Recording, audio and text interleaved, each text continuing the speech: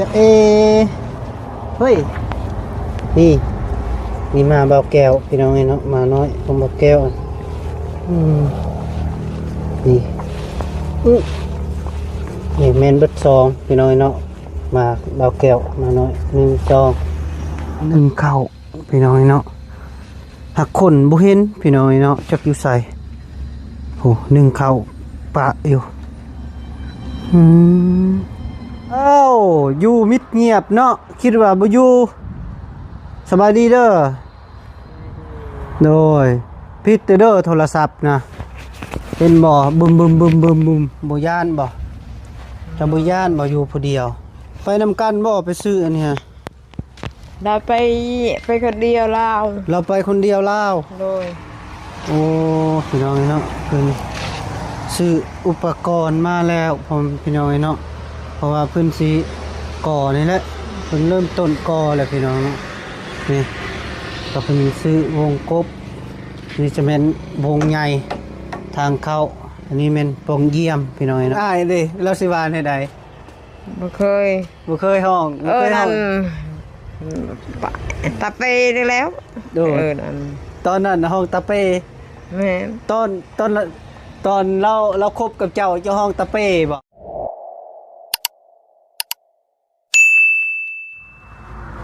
เอาพี่น้อยเนาะเปิดคลิปเปิดภาพไปอยู่ที่บ้านพอสร้างแม่สุกพี่น้องไอ้เนาะแล้วก็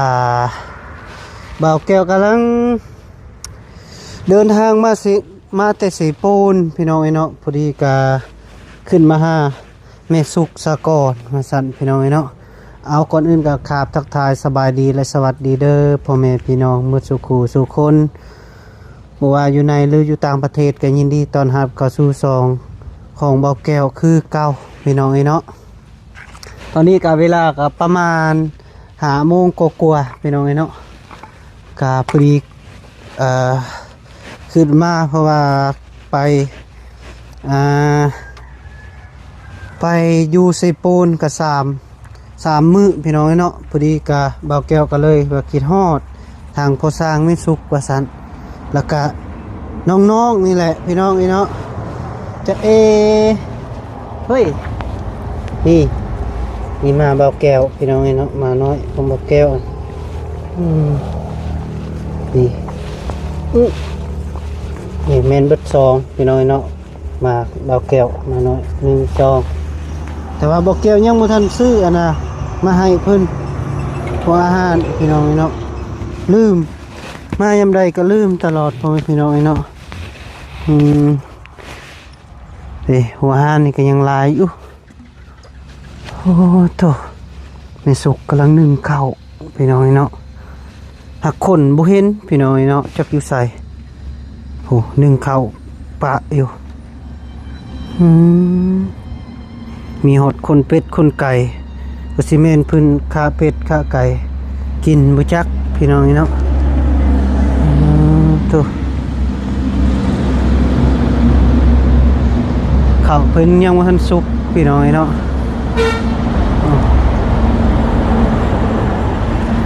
มาเบิ่งเฮือนศาลของเพิ่นโอ้แม่สุกอยู่พุ่นพี่น้องเนาะนางหมอกอยู่โอ้พอสร้างกำลังดำเนินการพี่น้องเนาะเพิ่นก่อแหละเพิ่นสิก่อห้องนี้ก่อนพี่น้องเนาะนี่สะก่อน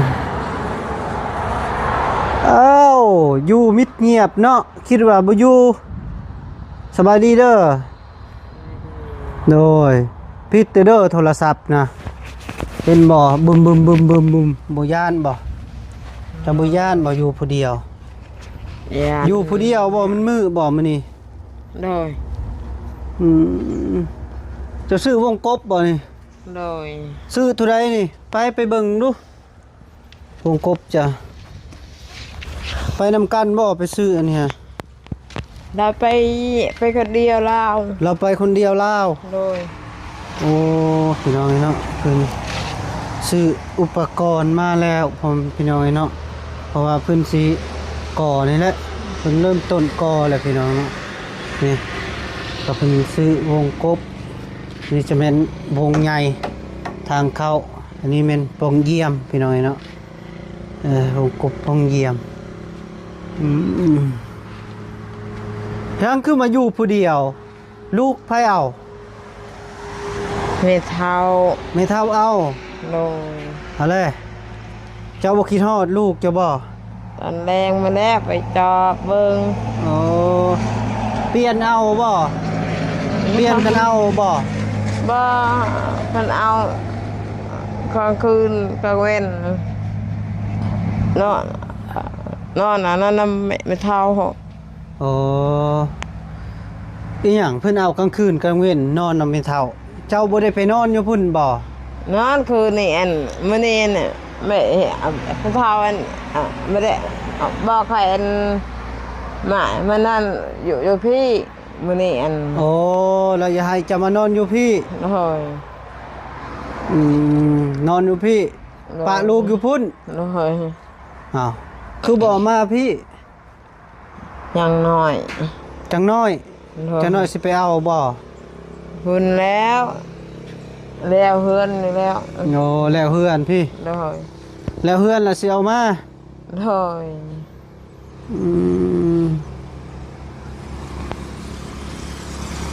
กินฮอดอยู่บ่ลูกจ้ะ เห็นหัว เพิ่นก่อมื้อใดนี่ฮะ เมื่อวานมันชื่อนี่ เมื่อวานมื้อซื้อนี้ โดย อืม ตอนเช้า ตอนเช้าเรามาก่อ โดย ลูกแต่เช้าแล้วก็ก่อรวมทั้งหมดนี่ซื้อนี่เบิดเท่าใดนี่งบ เป็นว่า2 ล้านป่ายมันบอก 2 ล้านปลาย แม่น 2 ล้านปลายพี่น้องเอ้ยเนาะจักวงนี่นับเบิ่งดู นับเป็นบ่นับดัง 1 2 3 4 5 6 7 8 9 10 ๆ10โอเค10เนาะ โดย เป็นได้เอาลูกนะสนุกบ่ บาย ฮะ สบาย สบาย โดย อ๋อเดี๋ยวเพิ่นบ่ให้เนาะ โดย เพิ่นบ่ให้แล้วสบายพี่น้องเอ้ยเนาะมื้อแรงแล้วเจ้าสินอนพี่ โดย คือเป็นหยังคืออยากมานอนพี่มันอะไร ไม่ชอบบอก โอ้แม่เฒ่าบอกมานอนพี่ โดย อืม นั่นพี่นะในชมปูนให้ไปสร้าง เออเจ้าก็ห้องพ่อบ่พอสร้างกะฮะ เห็นพิมพ์งานน้ำมาแล้ว ทีมงานเอิ้นละเอิ้นนำ เห็น ก็เรียกว่า ห้องเราห้องพอสร้างอยู่จังน้อยเราสิให้ฮะบ่ให้บ่ บ้า จังน้อยพอสร้างจังน้อยพอสร้างอีกพอดีเพิ่นสิให้โอ้ว่าเจ้า บ้า ถ้าเพิ่นบ่หายเนาะเพิ่นนั้นใจดีบ่สร้างเพราะว่าก็เคยห้องลาวอยู่ แต่ไม่สุกก็ห้องอายแล้วว่า บ่เคย ห้องอายบ่ได้บ่บ่บ่ไม่สุกคันสมมุติว่าเจ้าห้องอายเด้เราสิว่าให้ใด บ่เคย บ่เคยห้องบ่เคยห้ นั่ อง นตาเปได้แล้ว โดด นั่น ตอนนั้นน่ะห้องตะเป แม่น ตอนเราคบกับเจ้าห้องตะเปบ่ แม่น บ่แม่นไอเปบ่บ่เคยห้อง บ่เคย บ่เคยห้องเนาะห้องตะเปเราบ่ให้บ่ มันตก นะเราบ่ให้บ่เจ้าห้องตะเป บ่ บ่ให้เนาะ แม่น เออ พูดเนาะ ทำอิฐนะล่มทางใดเจ้าจึงได้พอสร้างเนี่ยข่อยยังบ่ทันถามเลยนี่ เรามาเฮือนสงกรานต์น่ะในมือสงกรานต์นั่นมา อ๋อมาลิ้น แม่น มาลิ้นแล้วก็เห็นเจ้าบัดนี้ แม่น เห็นเจ้าล่ะเฮ็ดจะได้บัดนี้เราไปทัก อ่ากินเหล้ากินเบียร์ โอ้เจ้าก็กินบ่ บ่คนน่ะเต็มมาได้เดินนี่ โอ้ เต็มเดินมาแล้ว เต็มเดินพอดีเพิ่นก็จีบเจ้าบ่บัดนี้ กินพันธุ์พุ่น โอ้กินพันกับปุ้น ชื่อเวียน6กวดคนชื่อ โอ้ ชาย เพิ่นซื้อ ชื่อชายพระเฒ่าอัน6 โอ้ กวด 6 แก้ว แม่น6แก้วนะ บ่คิดเนาะเพิ่นอยากได้ลูกสาวเพิ่นเนาะซื้ออันเบียร์มาให้อะ บ่ตัวเล่นน้ำเลื่อยมันจะรอด โอ้ ตอนเช้าตอนเที่ยงตอน เรามาลิ้น ตอนแดง น้ำเอื้อย ตอนค่ำ เจ้าบ่เรามาลิ้นน้ำเอื้อยเจ้าบ่ บ่ร้าน ลาน แม่น อืมบัดนี้หลังจากกินเบียร์แล้วเฮ็ดได้บัดนี้ เราเมื่อ เราเมื่อ แม่น มื้อต่อมาอีก บ่ได้มา บ่ได้มาเลย มาค่ะคนแรก7 โมงเนี่ย7-8 โมงเนี่ย 7-8 โมงเพิ่นมาหาเจ้า แม่น อืมเราก็โทรหาเจ้าอยู่บ่ โทร โทรเนาะเจ้าก็รับบ่ ครับอยู่ อืม ปุ๊บมัน เป็น ต้อง เป็นจังได๋ เป็น เอากัน ว่า นั้นพ่อแม่ให้เอาอยู่บ่ บ่ บ่ให้เอา โดย แต่ว่าใจเจ้ามัก โดยใจเคยเอง ใจเจ้าเอง โดย โอ้เจ้าเห็นลาวเจ้าก็มักเลย บ่ได้เห็นปานใดแหละ เช็ดจะได้ล่ะมักผัดเรามาคอบ่ แม่น อืมเรามาคอบัดนี้เงินค่าดองเท่าไรเราปง หาล้าน 5 ล้าน ยังหาล้าน ยัง5 ล้าน คำชังเรื่องงัวตัวหนึงยังเดี๋ยวนี้อัน ปงได้เท่าไรแหละค ยังบ่มี ำยังบ่มีแต่เงิน5 ล้าน แม่น จบ กับงัวนั่นแหละ กับงัว แม่น งัวตัวหนึงเราซื้อบ่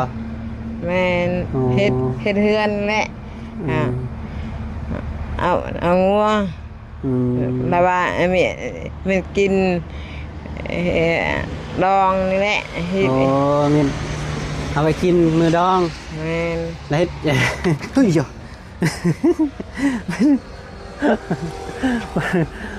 เอาไปเอามาพัดทมิตแบบว่าพบทมิตบ่ได้ไปน้ำลาวบ่ บ่ได้เคยไป มิแล้วส่วนไปเจ้าก็บ่ไปบ่ บ่ อืม ไปอ่ะไม่เท่าเว้ารถ โอ้ไม่เท่าเว้า แม่น ไม่เท่าคือเว้าซะ ไปรถไปนำลาวนี่ตัดคอเจ้ารถ ป้อโต ไป บ่ไปญาติเนาะ แม่น บัดมือเรามาคอได้ซะ คอซื้อ ขอซื้อเราบ่ให้บ่ บ่ บ่ให้ คออะไรคอยกันคอยเพิ่นกันแหละคอยในเบิ่งแหละเพิ่นเมื่อน่ะ อ๋อ เพราะว่าเมื่อแล้วนำพัวเจ้าอันเมื่อน้ำตุบดาวน้อยแต่กี้อันซ้ำใจเด้ตุบอัน อืมตูบเราอยู่ไส อยู่บ้านเฮือนงามมันแล้วแต่กี้อัน อยู่เฮือนงาม แม่นี่นี่บ้านเฮือนนี่เด้ บ่อนใด เด้ บ่อนใดอยู่บ้านใดแหละ เพื่อนช่องหลังนี่เด้นี่อยู่นี่อันบ้านเนี่ยมันตลาดอันเด้ โอ้ วันที่ราชคายอันเดเบื้องนี่อันเดเฮือนงามมัน เฮือนงาม เฮือนเราปลูกอยู่พุ่นบ่ทำอิฐ บ่ตูบเราน้อย เราอยู่น้ำเขา อ๋อเราพักนำเขา แม่น อยู่ตู้บอลนี่นะบอลเขาขายเขียดนี้ แม่น มันนี่เอากันน่ะมาอยู่พี่ แม่นโอ้เป็นติดช่องซิดมาแล้วไปเอ้าบ่ไปมีโคมเลยเราตลอดเราไปแจ้ง อืมบ่แจ้งนะเฮ็ดจะได้บัดนี้ว่า ไปแจ้งแล้วเอาโคม เอาโคม ไอ้ต้นเล่าเมื่อใน7 โมงเรื่อยอันนี้ เมื่อ มา 7 โมงเรื่อย แม่น ๆไอ้ต้นลาวเจ้ากับเมื่อน้ำ แม่น อืมไอ้ต้นลาวเมื่อน้ำอืมโอ้ยพอดีเบาไล่กับเบาบีมาสบายดีเด้อ ตอนแรงขึ้นแล้ เด้ ว อ ตอนแรงมาแล้วไป แล้วว่าไม่เท่าไล่ให้มานอนอยู่พี่ได้คืนนี้นะเพราะว่ายันผู้สร้างให้บอก เพราะว่าเอาเอง เอาเองนะว่าอย่าต้องห่วง แล้วสิเอาเอง โอ้ยแพงแล้วเบิ่งเศร้าแพงแล้ว บอก แพงแล้ว แพงบ่ แพงลูกกับแพงไฟ โอ้ แพงสิมาหน่อยเนาะเผาลูกหรือเปล่า แพงลูกกันแล้ว แพงลูกเฮ็ดจะได้บัดนี้นะคันเจ้าบ่เมื่อนอนมื้อนี้นะมีคนสิเอาไปได้ลูกจ้ะ ไปไป อ้าว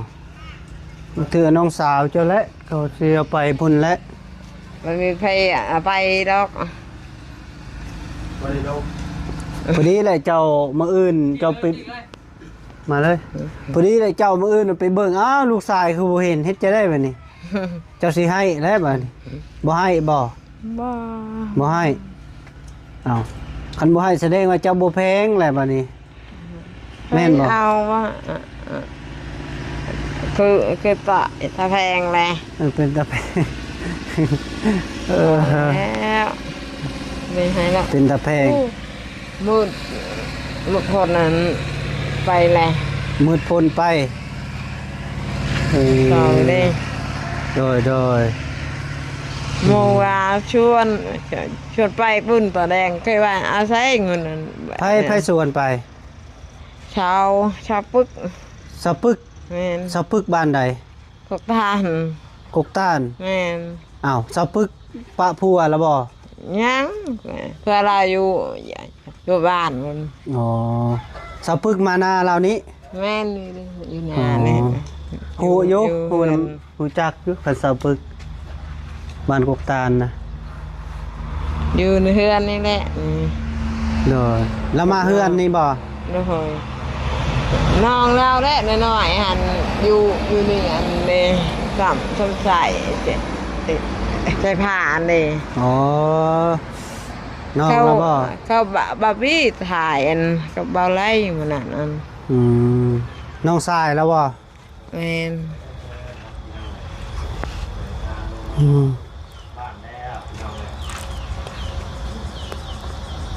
กินบ่ปลาหมึกอืมกิน พี่ก้อนเนาะพี่น้องเลยผู้เห็นแม่ก็อยู่พี่เนาะเพิ่นพามันอยู่ กิน พี่ ลูกแล้ว อยู่ในไหน ยังแล้ว ยัง ก็ยังไม่ได้ไป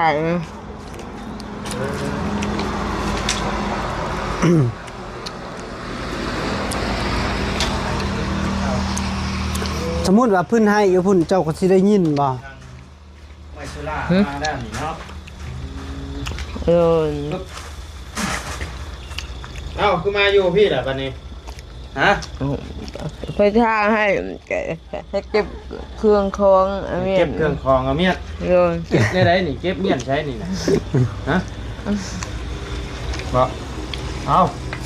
ากินใครแล้วกันซะโอ้ยเนาะไปเอาให้เราเกี่ยวเนี่ย คนนี่แหละอ้อยสบายดีเด้อมาอะไรโดย โอเคเดินทางลงมาฮอดแล้วพี่น้องเอ้ย โดย แก้ว โดย มาฮอดจะไปหาทางน้องลักกี้เป็นก่อนเนาะใช้น้องลักกี้ได้ค่ะ อยู่นำแม่เท่า เอาให้แม่เฒ่าเลี้ยงนะบ่ ยังแล้ว แน่ไหน เดียวเพื่อนนี่แหละ แล้วเพื่อน เลย เจ้าคือได้มาอยู่พี่ค่ะ อยู่เบิ่งสิ่งของอยู่นี่แหละ สิ่งของบ่มีคนเผายามเขาช่างนำไปเวียกเนาะ โดย ก็เดียวว่าเศร้าแพงเนี่ยกันเศร้าแพงนะเฮาสิเอามื้อเลี้ยงไหน แพงแล้ว เอาให้เขาเลี้ยงบ่ ว้าว ฮะ แพง โอ้ยโยโยโยโยโย แพงแล้วแพงแล้ว เอาให้ก่อนบ่ บ้า บ่ให้บ่ เลย เป็นยังคือบ่ให้เรา แพงลูกนี่แหละ แพงลูก เลย มาแต่ยามมื้อเว้นเนาะให้ทาง เลย แม่เพิ่นเบิ่งให้เนาะ โดย มาเผาเครื่องนี่แหละพี่น้องทางพอสร้างเพิ่นไปเวียกไปหยัง แม ย่างไป น ขโมยขี้รักเพิ่นมานี่ แมนผมอุปกรณ์ได้ปูนยังมีหลายอย่างได้บ่หลาย เล็ก ก็ พร้อม ทำมีปูเผา ข้ามาไว้อุ้ย ผู้ดดชาบุญแท้ แมนบ่แมน ประมาณ มันเคยรวยมาผู้ดดชาบุญมันมา ตายแล้วนี่ข้าไว้ในทอด หือ งัวนั่นแหละงัวไม่เท่าย่านอันละตำนี่แหละ อ๋อ งัวจะบ่ บองัวไม่เท่า งัวไม่เท่า โดย ยันงัวตามรถบ่ ทางพอสร้างไปเพื่อนน้องน้อยบ่ โดย มายามมื้อเช้าแล้วก็นี่เนาะ โดย แล้วเราเริ่มก่อแล้วได้บ่อะไร นอนจะเพียนเฮ็ดชายลาวแต่เท่านี่ อ๋อเนาะเจ้ามานอนอยู่พี่บ่นี่ โดยมันนี่ มื้อแรกก็นอนอยู่นี่บ่ โดยนอนเฮือนหุ่นแหละ มันลูกชายได้ครับบัดนี้ไผสิเบิ่งอ่ะ ไม่เท่าเบิ่ง ไม่เท่า โดย เอามาให้ไม่เท่าเลี้ยงให้แล้วบัดนี้ อุ้ยได้แล้ว ให้ เพิ่นรับปากเอาให้บ่ โดยเรียกเรื่องท่าปนใหญ่แน่ จะบ่เห็นพอเท้าดมคักอีหลีเพิ่นดม แพงหมดเฮือนโดย แพงนะบ่เนาะ บ่ไม่มีเด็กน้อยแพงและโอ้ยไก่ เสร็จ เรียบร้อยเฮ้ยไปเอาไหม เอาแม่ไปสู่ ไก่เขาพูนเผา อันใดเขากำลังสิไปเอา เรียบร้อยเลยเนาะ ปรับซัก กับหม่องเลย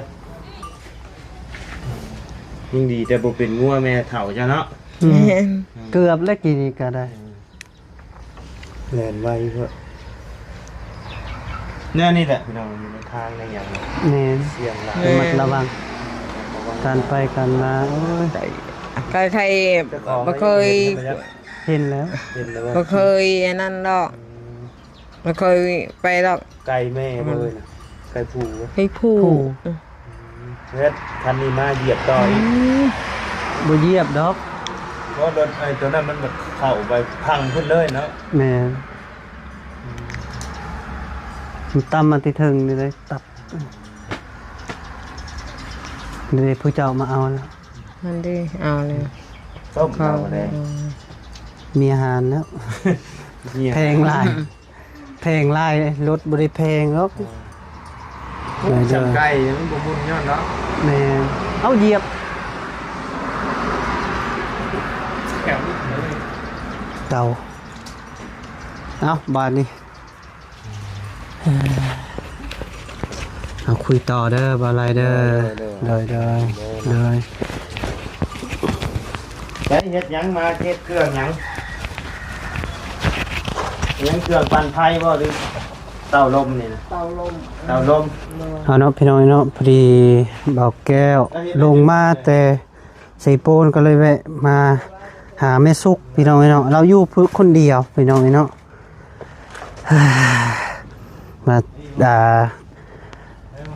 มาทำเราเนาะคือว่าอยู่ผู้เดียวลูกกับป้าอยู่พุ่นเราก็ได้พี่น้องเนาะเอาพี่น้องเนาะคลิปนี้ก็ปิดคลิปก่อนเด้อพ่อแม่พี่น้องมาสุขสุขคนแล้วก็ให้พ่อแม่พี่น้อง FC มาสุขสุขคนจงมีสุขภาพเข้มแข็งเจ็บเจ็บจนอาการสนโศกมานลำรวยมาสุขสุขคนเด้อโดยบ๊ายบาย